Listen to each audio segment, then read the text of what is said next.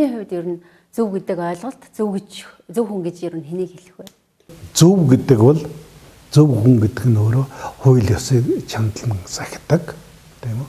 Одоо бидний өөрсдийн одоо шалгуур гэж одоо гаргаад байгаа нэг юм бол олон нийтийн дунд явуулсан санал асуудлуудыг үр дүнгэнлээ анзаарч хийж гаргаж ирсэн юм. Олон нийтийн зүгээс юу бодож ийн гэвэл өнөөдөр энэ их хурлд одоо орж байгаагүй. Ер нь сайд одоо ямар нэгэн сайдаас дээш тийм ээ тийм албыг гасж байгаагүй. Жидүү болоо бусад сан авилгын хэрэгт холбогдоогүй ийм хүмүүсийг бид нар одоо гаргаж ирье.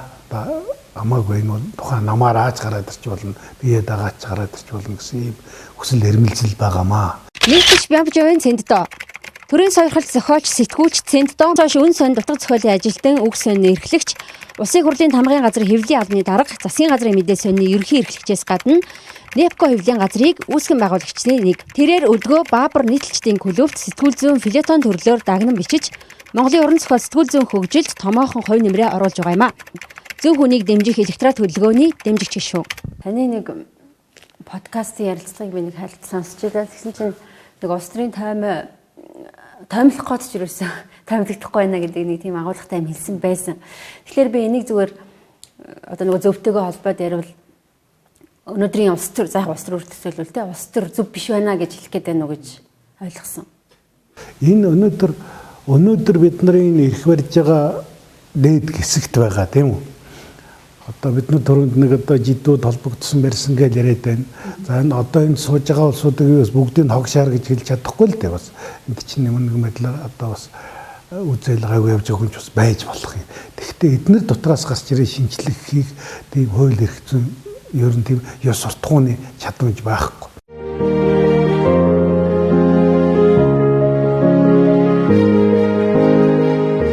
Зөв хүнээ дэмжих электорат хөдөлгөөн. Тэр масаараа буцаад социализмын нийгэмд очиж гэх юм уу нэг хүний удирдлагандаар очие тэгжээж бид нэр ер нь хөгжих юм байна. Бараг нэг хүний гараар удирдуулж ийж гэдэг нэг ийм хандлага хүртэл сүүлийн үед гарч ирэх боллоо л доо. Тэгээ энэ дээр та тэгэхээр хүчирхэг төрийг одоо хүмүүс өргөлж хүсэж яадаг хүн бол дарчил гэдэг нь өөрөө хүчирхэг дэгшүүлчилдэг тийм ээ даргадчиг зэрэгдчиг адилхан үйлчилдэг юм л төр. Тэгэхээр энэ хүчирхэг төрийг мөрөөдөж байгаа хүмүүсээ юу бол бас тийм хүчирхийллийн төр болгож мөрөөдүүлэх сонирхол нь их байна. Хүн болгонд л нэг мөрөөдөл байгаа шүү дээ. Нөгөө Михайлд нэг бодлогын хэлдэг гэхээр өнөөдөр энэ нийгмээ өөрчлөх гэж одоо нэрээр явж байгаа улсууд төр чинь энэ далимаар бол одоо бас дахиад нэг дараагийн ээлжинд тоолонд орж харах юу байна гэж бодсон. Чангаар одоо чангар гэдэг нь хууль ёсны чангар хүсэж байгаагаас биш нэг одоо чангартай нөхөр гарч ирээд бүгдээ маань зодоод өгөөсэй гэж бодож байгаа нь юу л бол энийг далимдуулаад оронд нь тэр чангар нь болчих юмсан гэж бодож байгаа ч юм уу ийм бага баг. Гэхдээ энэ цаашаа явхад бол их хэцүү өнөөдөр нээлттэй ийм цаг үе. Харанхуй байсан нүүдэлчд дээр одоо 21 онд одоо ардын хувьсгал энэ төр хийгээл дараа нь бүх одоо гадныхны кож өгүүлчаал хэлийг хааж байгаа л энэ дээр янз янзын туршилт гэж болж байсан тийм үү. Өнөөдөр хиндэн гурвагч болсон гаал хараалгаал энэ дэмж дайсан байсан гаал нүдийн ингээл сохлуулаад нийтээр итгэл явж исэн шиг үе өнөөдөр биш нийгэм нээлттэй болсон. Энэ хүмүүс ядаж цэвэр агаар амьсгалаад үдцсэн. Цонхыг хаачвал эднэр бол цэвэр агаартай байснаа санагалцгаар болцсон болов уу гэж би олон төмнийг бодож байгаамаа. Тэгэхээр энэ бол бас нэг тийм одоо төгсдөг дээр юу ч 2 дугаард ерөнхийдөө хүмүүс чинь нэг ууртай байна. Өнөөдөр уураа гаргаж одоо төр засагтаа их дургу байгаагаа илэрхийлж байна. Монгол хүн түүхэндээ анх удаа төр засагтаа дургу байх боломж олдсон байгаа үе энэ шүү. Төр засаг руугаа одоо салаавч гаргах нь болмох чи юу ингэж хэлэх би муухай амьдарч гин гэж хэлэх эрхтэй болсон үе бол яг одоо энэ үе түүхэндээ Монгол хүн одоо магадгүй одоо энэ 2200 гаруй жилийн төрт ёсны түүх үе 1000 гаруй жилийн их гүрний бас ийм төрийн түүх үе энэ түүхэнд бол одоо энэ засаг намайг жаргахгүй байна гэж гарч ирээ чанга дуугаар хэлэх боломж олдсон нь энэ сүүлийн 30 жил нэгэж бид нар эдэлж байна.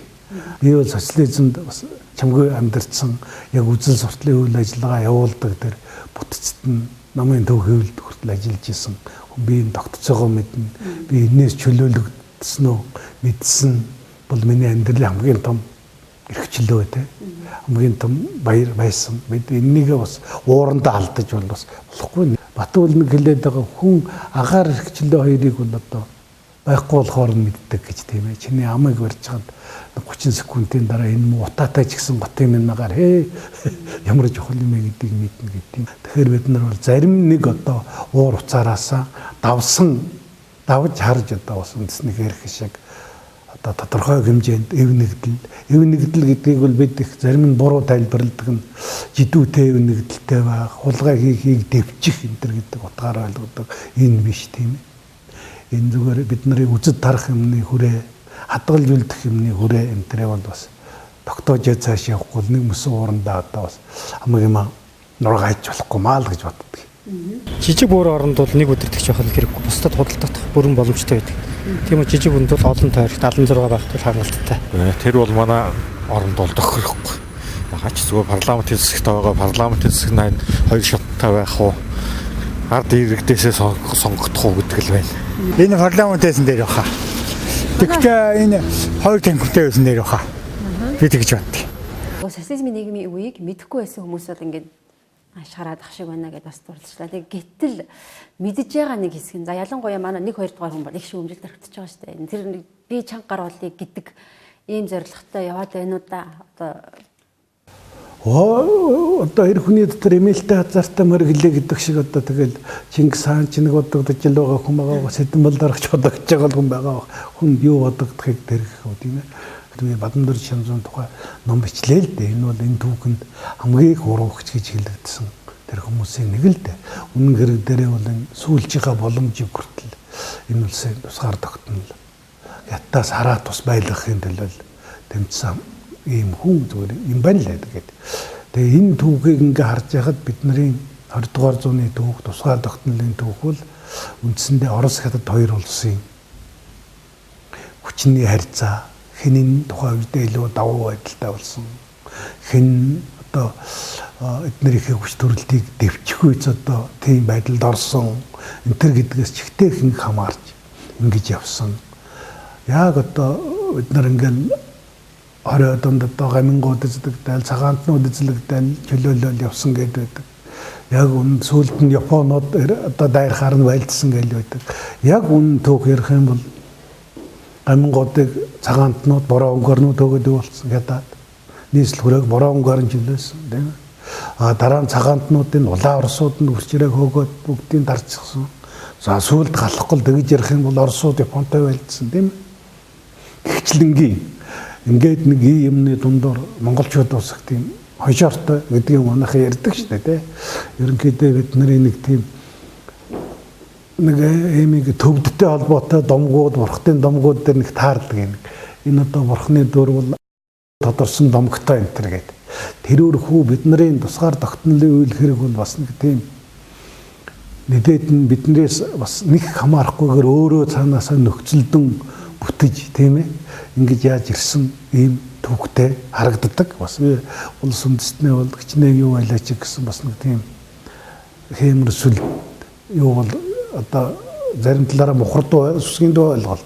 Гэхдээ үндэсний хувь заяаны хувьд бол бас нэг тийм нэгчиг нэг тийм аягдчих байгаагүй, орхонд аягдчих байгаагүй гэдэг юм уу тийм ээ. Хувь тавилан байгаа бах. Энэ бол бас нэг тийм одоо бид нарыг нэг тийм айхтан мухарлуу шийдчихгүй болов. Бид нар 20 дугаар зуунд бол маш их зовлон бүтсэн тийм үү. Дайн тулаанд ороогүй мөртлөө насанд хүрсэн 5 эрхэн тутмынхаа нэгийг буудуулсан тийм. Хчлэнгийн хамаг мал хөрөнгө хороалгаал үз. Өнөөдөр бид нар нэг социализм яриа л хэрвээ маргааш чиний байшингийн чинь чиний бүрөөсөө чинь гашаагийн ч уул сураагаад авуулж юм ямар санагдах вэ? Тэгээд за ингээд жаргаад байчаа өдөр чи ер нь хөрмөн жаргаж байгаа шүү. За зурагтаар нэг ярьдаа жаргаж байгаа ингээд зүгээр төсөөлөд үз. Зүгээр бидний бах ханах гээд байгаа нь одоо бидний одоо олон хүний байгаа төвшнгөөс илүү гарцсан хүний орон сууц хураагдаж, өмч нь хураагдаж тийм ээ. Бизнес нь хураагдах нь гоё учраас тэрнээс их таашаал авна гэж олон хүн бодож байгаа ба. Тэдний дунд гэмтэй хүмүүс байж байгаа учраас бас бахан гэж бодож байгаа ба. Хэрвээ ийм тогтоц эргээ хүрээд ирвэл тас гээл хүрээд ирдэг. Монголчууд өөр дөр чи буудаг. Магадгүй 28 онд анх петлын хөрөнгө хурааж яхад хүмүүс суртал нэвтрүүлгэн тамарсан хүмүүс бол хөөржил байсан шиг байдаг. Муусан педал гаралтай юмнууд олон жил даралсан гэж штэ чинь болж юм нураагаад гаал. Дараа нь тэгэл одоо гадны одоо хөрөнгө оруулагчид Америк, Франц, Япон, Дани үед Герман хөгөөл гаргахад эднэр бид нарыг мүлжиж ийсэн юм байна болж гээл бодож ийсэн тийм үү. Ингээл бодож ийсэн чинь 69 онд өөрийнх нь дотор өрөөд ирсэн тийм. За хөө молоо тушаах сайн дураараа. Чамд яг нэг 50 толгой, богийн толгой 50 толгой шүү дээ. 5 хоног тэмээ болдог лөө ингээд. Үлдээх. За бусдыг нөхөж хаах. За тэгээд хэрхэн баярлж байгаагаа микрофон дээр хэлдэг гэдэг ингээд. Ийм тогтц хүрээд ирэхтэл хүмүүс юу болж явсныг сая ойлгосон ийм байгаа шүү дээ. Тэгээ одоо энэ үл эргээл бид нар болсон нэг тийм ядаж өмждөх хэрэгтэй, ядаж зүгх хэрэгтэй байна. Тэгэхээр энэ эрхчлөөгөө бүр алга болгочлгүйгээр тийм ээ. Бас цаашаага ингээд явах хэрэгтэй. Миний хувьд бол одоо эрхлэгчийн засаглалыг бол дэмжиж байгаа. Яагаад дэмжиж байгаа вэ гэхээр зэрэг манай мянганы суутун хэлсэн байдаг шүү дээ. Хоошд бол одоо нэг л толгойтой нэг л тэргүүнтэй улсаа аврыг үл үнсэн авраараа үнсэн аврыг үл сэтгэлийн авраараа хийсэн том сургууль байдаг. Ер нь нар нэг байдаг бол сар нэг байдаг бол хаан бол нэг л байх хэвээр. Одоо үл сая өдөр ширхтэй шүү дээ. Тийм дараа түүнийхээ бол өөрөөр тэгж л очиж. Тэгэхээр зүгээр н ардчлалыг манайхан дариндаа нэг ингэж ойлгоод байдаг юм. Ялангуяа 90-ад оны ихээр тийм байсан. Коммунизмд ороод жаргачихна гэдэг нэг үг тэр үед байсан байхгүй юу? За одоо чи яах вэ? Термал залуу өгөх одоо чиний өвөг буудсан барьсан. Одоо яах вэ? Ингэж бол коммунизмд орохорч одоо тэгэл хэрэгцээний чадлынхаа хэрээр хийгээл хэрэгцээний хэрээр авдаг болно шүү. Тэгэл тэгэхээр бид нарт бол юу буудаг байсан гэхээр сакс төрөл дэлгүүрт ороод те. Тэгээс тэ дүүр юм ачаал те гарахал бодогддог байсан. Ингээл төсөөлөл за тэр чи одоо 80 он гэхэд орно гаал гэсэн. Жаахан цааширж байгаа 90-ад онд орно. За ер нь 2000-ад онд орно гэдэг байсан шүү дээ коммунизм. Тэгээд нүүдэлчд одоо малчин хүмүүст бол нэг ийм тавиад харахаар бол их төвчээртэй. Монгол хүн тийм шүү дээ нэг зориг тавиад тэгэхэд нэг сайхан болондаг юу ч төвчтэй. Одоохондоо бид нар ингээд хүнд хэцүү өвөл боллоо, зод боллоо. Бид нар цаана хавар байгаа, цагаан сар байгаа. Тэгээ улсын наадам байгаа гэж бодохоор хаста даван штэ гэж бодогддог штэ. Яг ийм ард түмэн. Тэгэхээр бид нар ардчлангуут бодсон. Яг хэдэн он тэгээд ардчлаа дуусаад одоо тэгээд сайхан болчих ингээд тий. Гэтэл өнөөдөр 30 жилийн дараа юу ойлгож юм бэ? Ардчлал зүгээр л борцсон. Тийм ээ. Чи өөрийнхөө улан дээр гарч гарчаад тийм чамд хэн чамруу чи хоол хийхгүй те өөрөө хоолж идээд амьдрах юм байна. Бид энэ процесс сурах юм байна гэдэг. Тэгээ 30 жил бол бас одоо зөндөл юм сурлаа. Нэгдүгээр ард түмэн өөрөө одоо хянаж сайн харж яахгүй бол сайн нам гэж байдгүй. Бид нар дандаа л энэ хэдэн сайн намыг чинь одоо энийн сайн гэж сонгоол ирсэн. Ерөөсөө одоо очиж сайн хүн гэж байдгүй юм байна те. Нэг л сайн хүн авцраал тавьчаал тэгэл хайчих тэгэл жаргачихна гэж бодоод байсан чинь нөгөөдөг чи очиод ер нь идэж уух юм байвал идчихдэг юм байна те. Ер нь хүний төрөлх юу юм байна одоо ингээд энд нэг ах мөнгө олцсон байхад эхлээд ингээд камер байна уу гэж харна те. Тэгэл камер байхгүй шиг бол яах вэ дэвчин тэгтэл одоо чи нэг хэсгийг авал би авч байгаа юм байна гэж аваад гарах ч юм хүний үндэс нь натур бол ихэнхдээ иймэрхүү тийм үү. Тэгэхээр ялангуяа бид нар шиг одоо шинээр хотшоод тийм ээ шинээр иргэн шээд арчлаад явж байгаа үндэстний хувьд бол бид хүний сул муухай чанарууд ямар үед гардгийг л одоо ингээд нэг 20 жилийн юунд харж шít. Ард түмний нэрийг барайл гараад ирч болдог байна.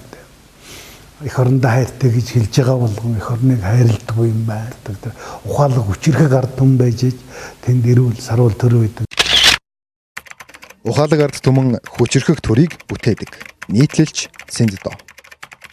Бид нар одоо ингээд ярьдаг штэ. Германы парламентын гишүүн тэгээл огцорч гэнэ гэл. Тийм ээ. Сая Японы нэг сайд дарга тийм хотын дарга бол нэг албаны машинаар тусландаа очиад тэгээд ажиллаа өгч гэнэ гэл.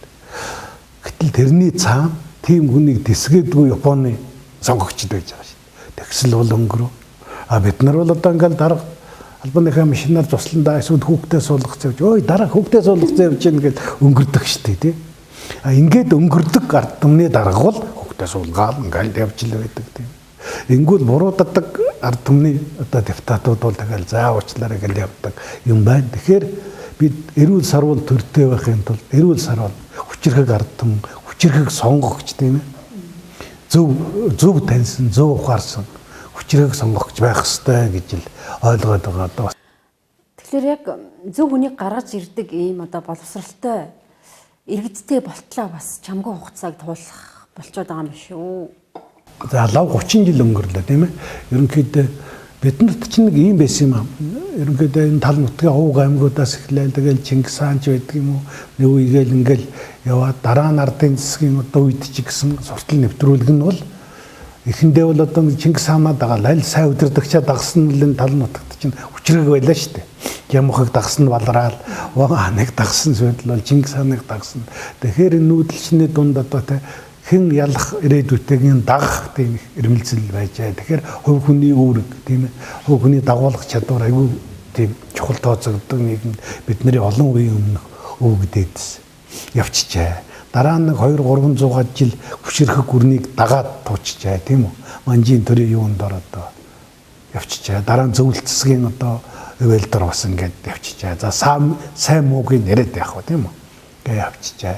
Дараа нь социализмын үеийн суртал нэвтрүүлэг мөнгө юу гэж заасан гэхээр Сүхбаатар гэдэг нэг сайн хүн яриад тагаал л өстой ардын явсгаад дараа нь Чойвлсон гэж нэг сайн хүн ард түмний эцэг авч дараа нь Цэдэнбэл дарга гэдэг нэг хайрт удирдагч л одоо удирдаал. Тэгээд бидний одоо үе дэмжсэн ухамсар бол нэг хайрт одоо гармгаа сайн хүн л одоо биднийг ер нь жаргаадаг. Ер нь хүн өөрөө жаргах гэж нэг санаа зовоод байх чинь байхгүй ер нь тэгэл нэг сайн хүнэл гаргаж хайчаал тэгэл нэг даваараа байж итл нөгөөдөг чи бид нэр ингээл нийтээр нь жаргаана гэдэг нэг юм энд байлаа. Тэгээ 90-ад оноос хойш сонголтууд бол ер нь дийлэнх нь за энэ одоо энэ 5 жилд хэн бид нарыг жаргах гэж юм гээл. Чи юу гэж асуудаг нөгөөдөл нь чиг тэрэнд нь тааруулаад за жарган за сая төгрөг өгөх штэ. За сая 500 төгрөг өгөн. За баяр өгөн. Энэ чинь би жаргаана гэдэг ба штэ. Чи өөрөө жаргах гэж оролдоод хэрэггүй гэж. Энэ суртал нэвтрүүлэг энэнд итгэгчд бол маш их байна. Энд итгэж байгаа тодорхой хэсэг нь бол үннийг бас юмыг ойлгож байгаа хэсгийг бас ингээл хөвцөөг нь цог тодорхойлцоод яваад байна шүү дээ. Тэгэхээр энэ учир байдлыг ойлгож байгаа сонгогчд ойлгож байгаа хүмүүс нийгмийнхээ нөгөө хэсэгтэр хөвцөөг шийдэлцээд байгаа хэсэгтээ нөлөөлөх ёстой. Аливаа нэгэн бодгол бээр өргөлж жаргалыг ирж зовлон хөсдгүй бүх ижилхэн гэж байнга хэлдэг.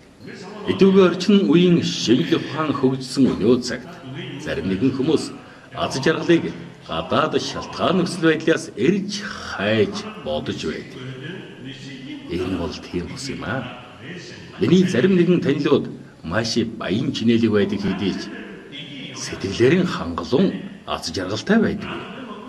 Тэд энэ байдлаа маш ихэд сэтгэл зовж байдаг да.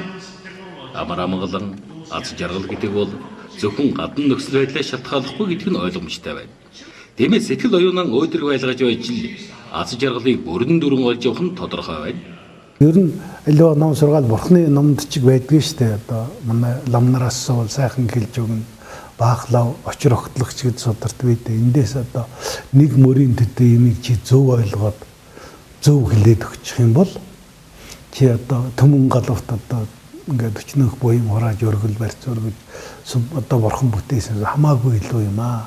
Гэгэрл гэдэг нь өөрөө ойлгох тэр ойлголтыг зөв ойлголтыг түгээх юм гэж ингээд тайлбарласан байдаг. Тэгэхээр сонгогчд маань ч гэсэн өөрснөө энэ юм руугаа орж тийм. За ер нь бид өөрснөө жаргах хэрэгтэй. Аз жаргал чиний гарт байна. Тэр нөхрийг бол одоо энэ жаргах ажилдаа зохицуулах тийм. Хуулийн хүрээнд нь зохицуулах. Энэ үнд саад болж байгаа юм байвал арилгах хэмжээний улсуудаа бол энд нь тавиад жаргах асуудлаа өөртөө авч үлддэг гэдгийг л одоо арчилсан нийгмийн дүрм юм шүү дээ. Тэгэхээр бид маасаараа ойлгож байгаа гэсэн ойлгоогүй хэсэг рүүгээ нөлөөлөд ингээд яхад хувь заавал чинэх.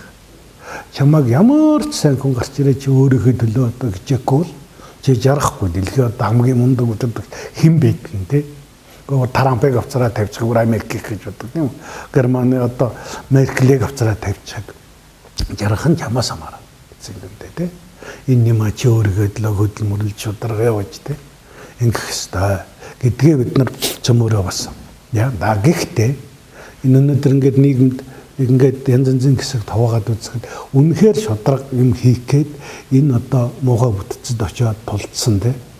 Танил талгүй учраас бизнес нь явахаа байсан. Би очиод танилцуулахад тулгаалч юм шүлөө явуулцдаг тийм. Ингээд зөвхөрцөн дүүрэн хүн байна. Нэг юм зузаан давхраг. Дахиад тэр зүгээр ерөнхийдөө нэг жоохон хэсэг бол за ер нь тэгэл хүн ирж яргах хүлээж байгаа тийм хэсэг ба. За одоо. За яг одоо тэгээ ингээд явж итэл нэг нь гарч жаргах бах тоо. Одоо нэг хүн л гарч ирвэл жаргаадаг гэж штэ гэж яриад байгаа чинь тэр хүмүүс нь тийм яваад. Тэгэхээр таны хувьд хувь хүнийхээ хувьд за мэдээж одоо хийж байгаа ажиллаараа гэдэг юм уу нийтлэлээр дамжуулаад бусдыгаа зөв болгох гэж явж байгаа болов уу гэж би ойлгоод. Би нэг юм ойлгосон нь хувь хүний мэдлэг боловсрал гэдэг бол харьцангуй. Одоо надад одоо болоо бусад хүмүүст одоо ингээд би эндээ хяадаг. Та одоо нэг соёнг гээрүүлэх чигээл одоо гээрүүлэх ёстой гэл тэр үл харьцангуй ойлголт. Тийм ээ. Хэрвээ хэн нэгэн одоо үний юмыг мэдгч гэдэг юм бол одоо надад ямар ч юм тодорхойлолтой байхгүй. Энэний бодож байгаа үнэн гэсэн үнэлэх байхгүй. Тийм үү.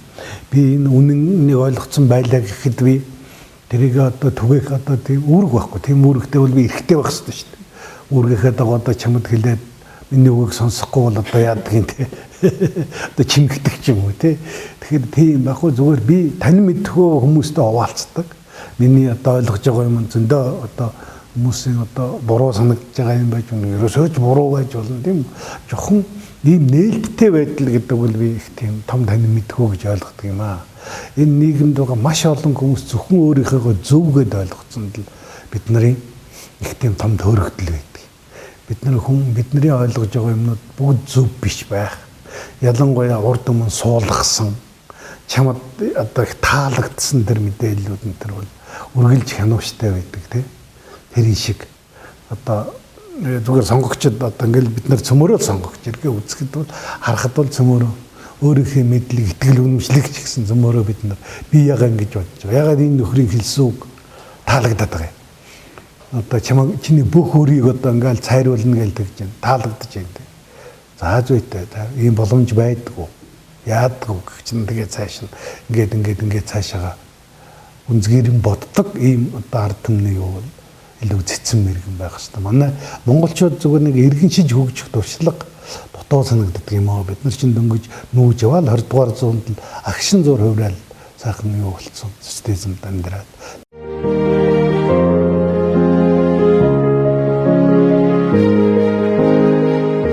Зөв хүнэн дэмжих электорат хөдөлгөөн. Та уртаа байна уу? Гэхдээ энэ балиг байх үедээ мэдээж би хүн л юм чинь. Хүн чинь энэ чинь нэг ууралдаг байхгүй бол тэр чинь тэгээд галзуурдаг байх байлгүй дээ тийм ээ. Янз бүрийн одоо сэтгэлд гаргасан илүүдлүүдээ гаргадаг нэг одоо калапн нөхгүй бол тэр чинь тэгээд дэл бүсэрнэ үстэй тийм. Горхог гэж гисэн уурыг гаргаж байгаа. Би одоо хүнтэй л адилхан ууралдаг. Ууралж байгаагаа хэлнэ, ураа гаргана. Дандаа инээгээд байвал одоо тэр нэг бол асуудалтай л гэсэн үг үстэй тийм. Харьцангуй одоо таны бичвэрүүдээс ч гэдэг юм уу те анзаархад нөгөө нийгмийн энэ муухай одоо муухай байна гэж илэрхийлэхээсээ илүү эргээр харах гэж гэдэг юм уу те эргээр хүмүүст ойлгуулах гэж одоо зорддог гэж би ойлгоод байна л да. За зүгээр ер нь цөмөрөө ууралж яхад би адилхан ууралж яах. Устгал адилхан би зүгээр л хүн шүү дээ. Зарим улс бол нөгөө нэг би одоо өстой доромждох тусам хүчирхэгж ин энтергээд л байдаг. Тэг юм байхгүй би бол хүн доромжлоод бол уур хүрээд ингээд яа штэ устгал адилхан. А зүгээр нийгэм дүүр уур байхад би дээр нь тэнд уур намж яхаар учирлал тайлбарна тийм ээ. Тэнд шок гошин инээд хөрмөр юм юу байгааг хэлжтэй. Инээд одоо шоолох гэдэг бол муу мухай өнгөрснөөс салахад хамгийн сайхан арга гэж тийм. Ингээл нэг эргэн тойрондоо байгаа юмыг зүгээр яг илүү тийм марцсан өнцгөөс нь хүмүүс энэнийг одоо ингээд нэг тийм доог духуу болгоод хайчаасаа цаашаа тий. Тэгээд цаашаа яваасаа л гэж л бодоод тэг яг нэг иймэрхүү бичих нөгөө миний бас дуршлага юм тий. Нэг өглөө буцаал ийм бичдэг болчихоогүй би олон 10 жил яваад сургууль соёл ямарн яваад сэтгүүлч ажиллаад хийж бас ингээд нэг дуршлага ба шүү дээ. Ингээд цөмөр энэ муухай юмыг муухай боё тэг ингээд хаяа цаашаа явъя гэж л боддог. Өнөөдрийн нийгмийг одоо зөв болох гол өөрчлөлттэй хүмүүс бол за нэг дөрөвдөх засаг бол сэтгүүл зүй байх те. Тэгээд таны хувьд өнөөдрийн яг сэтгүүл зүйн хувьслыг юу гэж харж байна? Одоо хувьсэл гэх үү? Ер нь бол их л шүүмжлэгдэж байна л да нийгэмд. Ер нь хүмүүс сэтгүүл зүйд их ууртай байдаг юм билээ. Би өнгөрсөн хавар нэг хэвлэлийн эрхчдийн өдрөөр ингээл нэг сэтгүүл нөхөдөө гэсэн чи асар олон хүн намайг одоо тамаа сэтгүүлчд энэ төргээд дургуйчлаа илэрхийлж байсан. Тэгэл ерөнхийдөө бол бидний нэр хүнд бол бусдтайгаа адилхан баг юм байна даа гэд нэгэд ойлгосон. Хоёрдугаар сэтгүүл зүй ягаад нийгэмд эрүүл уур амьсгал тогтоодог юм бэ гэхээр нэг ийм юм аа. Мэдээлэл бол бизнес. Мэдээлэл бол бизнес. Нийтлэлж цэнддоо. Тийм үү? Мэдээллийг хэн төрүүлж хүргэж байгааг нь л хүмүүс хардаг. Энэ нэр хүн дээрээ бид нар зар сурталчид байгаа юу явуулаа тэгээд мөнгө олдог. Хэвлэл мэдээллийн бизнес. Тэгэхээр энэ бизнес юун дээр тогтоох гэдэг шударга байдал тийм мэдээлэл хурдан шуурхай хүргэдэг тэр чанараар нь л хүмүүс үнэлээл тийм сонин их захиалдаг, тийм сувгийг үздэг тийм. Учираас тэр нь илүү орлоготой илүү баян байдаг. Тийм үү? Энэ өрсөлдөөний явцад энэ нийгмийн ч нөгөө нэг төрүүлж мэдээлэх, төрүүлж үннийг хүргэхийн хэрээр хүмүүс одоо энэ төр засаг, эргэн тойрон нийгмээ хянах боломж бий болдог. Сэтгүүлчид чинь дахиж болон төр засгийн одоо цамц мамц юу байдгийг бүгдийг таачаад эндээ мөнгө хийчих, эндээ доллар авчуулчих гаргаа хайчдаг болсон байхгүй дээ. Энэ утгаараа бол дөрөвдөх засаглал юм аа гэх тийм дөрөвдөх гэдэг чинь гашилтанд хэлж байгаа үг шүү дээ. Одоо шүүх гүйцэтгэх хууль тогтоох засаглалын дараа орох үз юм тийм ээ. Эргээ энэ дөрвийг хянсан юм байна гэж нэрлэдэг. Энэ нь бол одоо нэг ордон барьж байгаа, байшин барьж байгаа, дотор нь суугаад тэгээ засаг бариад явчихын нэр сэтгүүлчид яаж л их хэцүү. Ягаад гэвэл бидэнд хинээс ч илүү ирэх байхгүй тийм ээ. Бид нар тэн зогсож байгаа хүн тэл адилхан л хэрэгтэй шүү дээ. Таньж мэдэх юм олох хэрэг юм тийм ээ. Тэгээ тийм явцсан хэрхэн дотор бид нар яваад тэр одоо төрийн нууц одоо хөнжил юмны завсраар очиж харж гарч идэн тусгаж ийм байна гэж харуулна гэдэг нь бол бас тийм хүндэтгүү штэ үйл сайхан үйл зүгээр. Энэнийг мэдээж энэ нэр хүнд энэнийг бол буруу өөрөөрөө ийм одоо зэвсэг байгааг тэр ойлгоорох одоо тэр бурангуй хүмүүс тийм ээ муу хүмүүс л хамгийн түрүүнд л харж байгаа шүү дээ. Тэгэхээр энэнийг хянах, энэнийг тогтоогч энэ дүрд тоглох тийм ээ тэр асар их сонирхол байгаа. Тэгэхээр сэтгүүл зүгэн авч явах гэж бас нэг энээс хамгаалж авч явах гэж нэг том үүрэг бол бас сэтгүүлчид бид нарт бол байж байгаа юм. Тэр одоо өнөөдөр мэдээж бид нарыг асар их одоо ингээл улс төр энэ юмнуудтай бол манай хэвлэл мэдээлэл бол тодорхой утгаараа холилдсон тийм үү. Тэгэл бүгд л одоо нэг айлд одоо нэг дээр үед хөдөө намайг байхад нэг юу байлаа. Манай Монголын хийдэг бахаал гэх гутал ингээд жаахан өмсөдгөр дотроос нь хадаас гараад ирдэг. Хадаас нь тэгээ хөл рүү хатгадаг. Чи зүгээр гутлнаас чи хадаас цохож ийн гэдэг төсөөлд их хэцүү. Тэгэл зосгоож ин. Тэгээ тэрий чи ингээд төмрөөр нүд цааш нь оруулдаг байхгүй. Тэгээ гутлын холоотог гэдэг одоо гуталчингууд байдаг. Тэгээд тийм юм бол айлд нэг байхад зүгээр хааштай гутлнаас хадаас гарах юм чи ингээд яриад байдаг байсан. Тэгэхээр одоо хүмүүс мөнгөтэй ургатай юутай болонгууд ярьдаг юм л нэг одоо телевизтэй сонтой зүгээр гэж байгаа шүү нэг 5 заастай болсон юм. Чи нэг лицензтэй болоо шин тэр гээд нэг ийм хэмжээнд энэ явсаар байгаа бас яхан бантгансан. Гэхдээ нөгөө нэг бурхны юу гэлээ гэдэг шиг цаад энэ мэдээллийг түгээж ингээ хоорондоо өрсөлдөж байгаа нь хандлага нь өөрөө бас нийгмийг эрүүл байлгах бүх юмыг ил байлгахад өөрөө ирэхгүй ингээл эннийхийг энэ нухаж яхад тэрнийхийг тэр нь чухдаг юм ингээд өөрөө ирэхгүй энэ бол бас юм гаргаж ирээл тодорхой утгаараа бас нийгмийн цэвэр байлгахад нөлөөлөл яваад байгаа юм. Энэ л гэж харддаг. Тэгэхээр урсгалаараа өөрчлөгдөн гэд орхичих юм. Хэрвээ энэ өрсөлдөөн нь байх юм бол хэвлэл мэдээллийн салбарыг тодорхой утгаараа ингээд одоо монополчлоо тийм үү тийм ээ нэг тодорхой одоо тэр нэг хатуу гармаар үсээд байна шүү дээ. Нэг нудраг тэр нудраг нь аваад тэгээд цензур мензүрээ тавиад тайчихгүй хэвлэл мэдээллийн салбар чөлөөт өрсөлдөөн байх юм бол энэ өөрөө цэвэршээл яваад байгаа. Зөв хүнэн дэмжих электорат цаг Талбай дээр нэг жагсаал бол одоо нэг үндэсний фронт гээд генералууд за иргэний нийгмийнхэн ч гэдэг юм уу те нэгдчихэд нэг ийм жагсаал болж байна. Та бодвол бас мэдээлэл аваа байлгүй.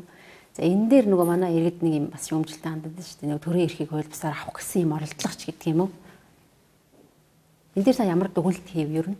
Одоохонд энэ гоё болж байгаа юм л ингээл засгийн эрхийг ард түмэнд өгч аваал өгьгээд яг хэн дөх ард түмэн гэж ямар хүн байгаа юм цаана.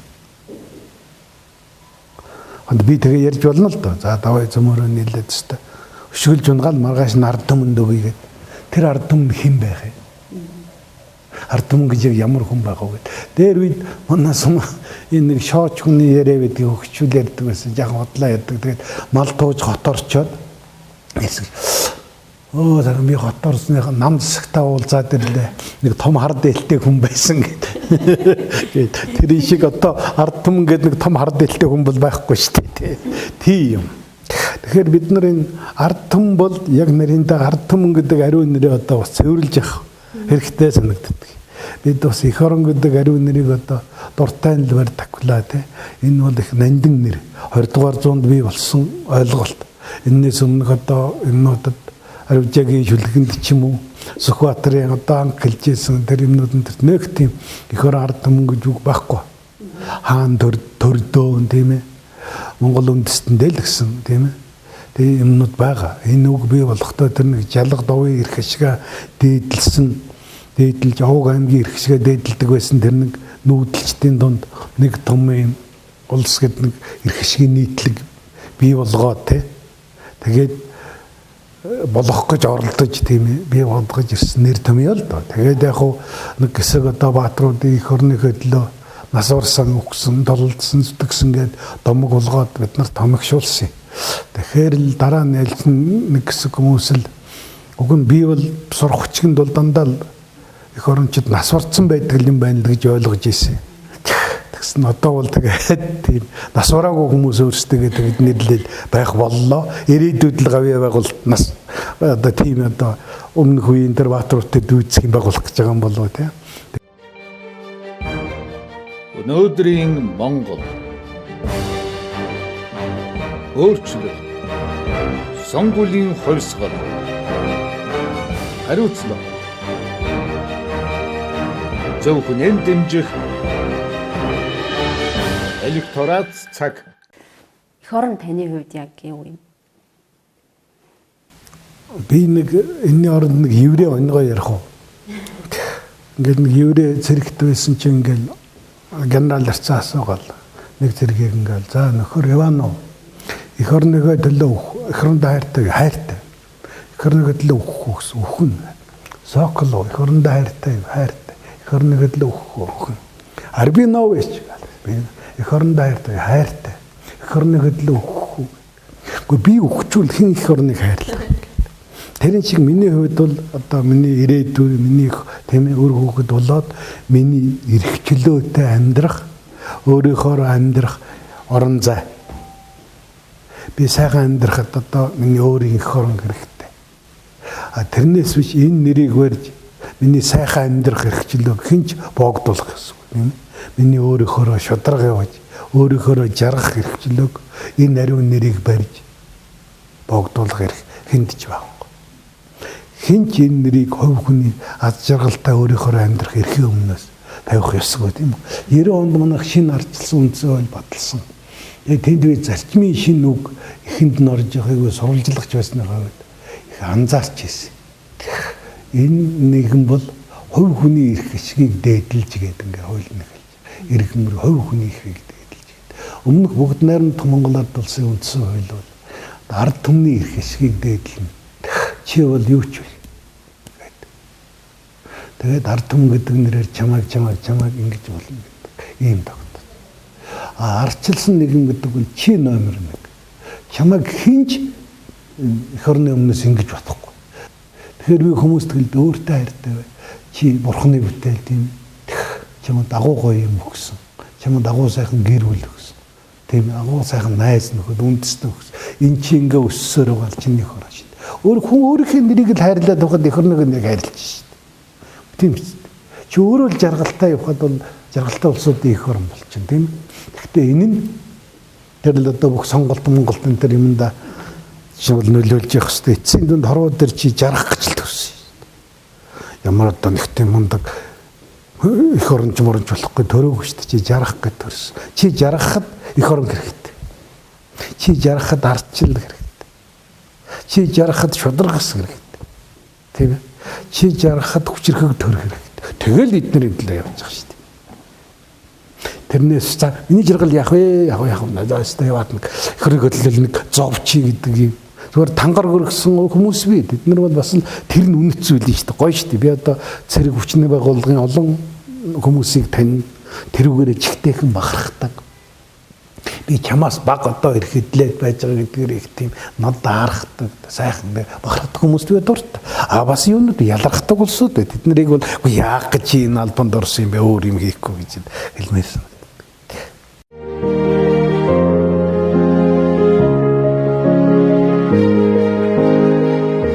Зөв хүнэн дэмжих электорат хөдөлгөөн. За, ер нь 30 40 50 Өө зөндөө удаа ярьчлаа. Чи өдөр чи өөр электоратаас хандаад заа хамд сонин шít тийм эцэд тий. та хэдийн үгийг бас сонсоод нэг юм олоо нэг ч гэсэн юм олоод авчаасай. Өөрөөхөө ярих нь гоё шүү дээ. Одоо долгоо нэг өөрийнхөө ертөнцийн юм дээр чи бодсон. Манай нийгмийн нэг соёлын юу болцсонгүй шүү дээ хэмжээр болцсон. Гүрхч яваад тэрхэд нэг сони юм ярин суудгаа нэг сони юм ярих баг. Гихчлэнгийн тэр нь л гоё шүү дээ тий. Зөв хүнэн дэмжих электорат цаг. Сүүлийн асуултыг үлдээ гэдэг шиг танд бас миний асуугаагүй те мэдээж үлдсэн. За гэхдээ одоо төр засгийн удирдлагуудад ч байна уу? Залуусд ч байна уу? За магадгүй сонгогчд ч байна уу те? Хэлэх үг байгаа бах гэж бодож байна. За ардчил юу гэсэн гэхээр хүн хувь тавилан гэж чиний гарт өгсөн. А чи энэнийг хэн нэгэнд өгөх гэж битээ тавихгүй. Нэг одоо чанга хүн эсвэл жаргаагаад явах хүн. Жолоосолбороо хүнд өгөх тухай төөрөгдлөө хаяа. Ардчил чимэг хүлэг мөрөн дээр чинь ингээ ягаад золбороо чи ингээ хатгуулсан. Бити хүнд хөтлөөл. Хүн нэг одоо тэр золбороо чи авчууд тэгээд тавихгүй шүү дээ. Хөтлөө тэгээд өөр дэш өөргөө гашаа руу тавина. Тэгэхээр чи тэр уудам хүсэх гэсэн оргил давах гэсэн даваарууга өөрөөрөө тавих чадхаа байчна. Ийм л юм. Гэхдээ жолоогоо атгаж явах бол маш их хариуцдаг та. Мөр бүлэхэд унахгүй байх хэвээр. Босгоход хийсэхгүй байх хэвээр. За их гоё үг хэллээ. Баярлалаа танд ажлын амжилт хүсье. За баярлалаа. Өнөөдрийн Монгол өөрчлөлт сонгуулийн хувьсгал хариуцлага зөв хүнэн дэмжих электорат цаг